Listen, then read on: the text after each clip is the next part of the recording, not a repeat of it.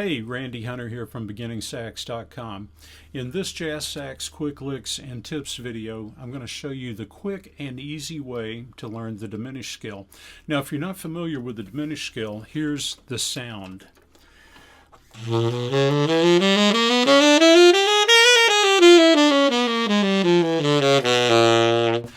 can get a lot of really neat sounds from the diminished scale, a lot of neat diminished scale patterns.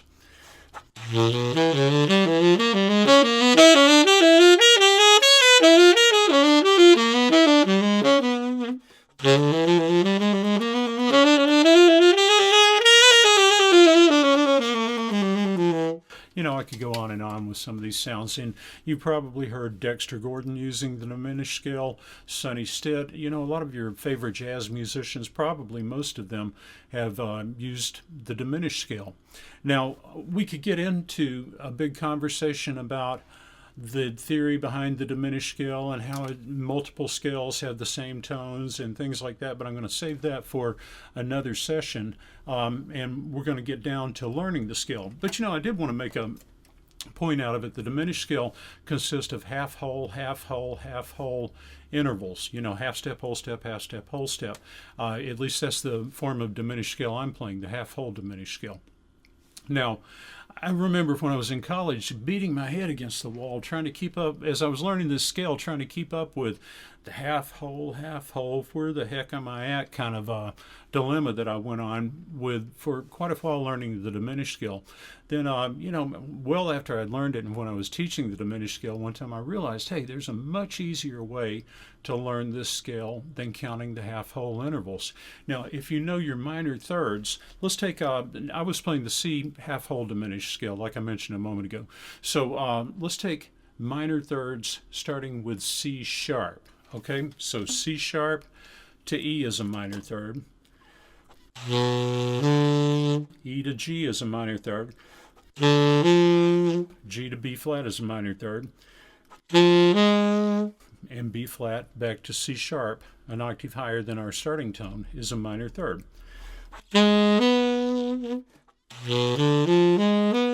Now if I extend that a couple of octaves,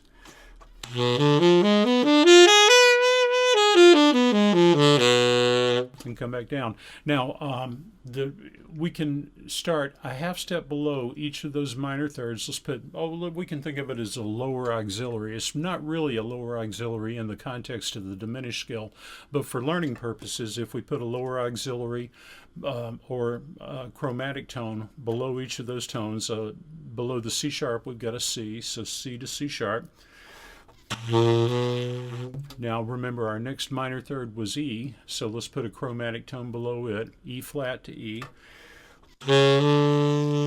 So to this point we've got our next minor third was G, so if we put a chromatic tone before it, F sharp to G. Our next minor third was B flat, so if we put a chromatic tone below it, that's an A. And then we're back to the C sharp. So when we put all that together, we've got the notes in the diminished scale.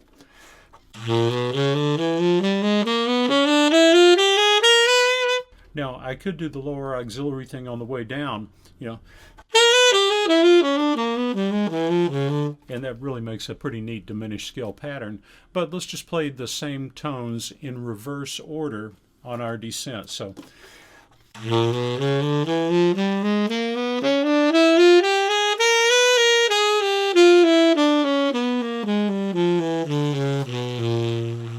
and there we've got the diminished scale. So you may want to back the video up and go through that just a couple of times to make sure you understand it. But remember, it's based on minor thirds, and a diminished chord, after all, is minor thirds. Okay, so here's some more of those diminished scale sounds, and take this to the practice room and have some fun. Oh, and be sure to stop by and visit my website, BeginningSax.com. Go to the Jazz Improv Lessons page and check out my jazz improvisation lessons. I've got tons of them, so hopefully you'll find something that's just right for you.